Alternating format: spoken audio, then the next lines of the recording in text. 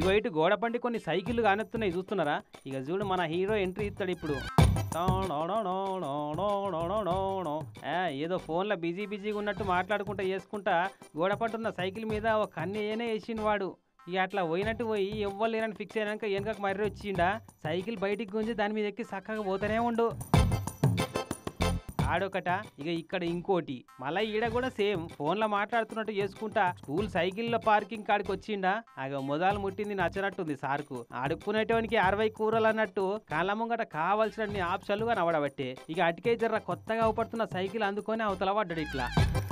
మేడ్చల్ జిల్లా జీడిమెట్ల సూరారంకి నడుస్తున్న సైకిల్ దొంగతనాలు ఇవి. ప్రైవేట్ బళ్ళ కాడ పిల్లగాలు పార్కింగ్ చేసిన సైకిళ్లను లటుక్కున మాయం చేస్తున్నట్టు ఈ దొంగోడు. ఇప్పటికి ఎన్ని మాయం చేసిండో గానీ కెమెరాలలో చిక్కినవి అయితే ఈ 2 ఉన్నాయి. ఏకి సైకిల్ ఏడిపోతాయి, అది కూడా మన బడికాడికి దొంగలు వస్తారా అని లైట్ తీసుకొని తాళాలు వేసుకోకుండా ఓడే మంచి మొక్కైంది సైకిల్ దొంగనికి. అయినా దొంగకు చెప్పే లాభం అన్న శాస్త్రం ప్రకారం చూస్తే ఇది జరంత పెద్ద కేటగిరీ దొంగతనమేనా.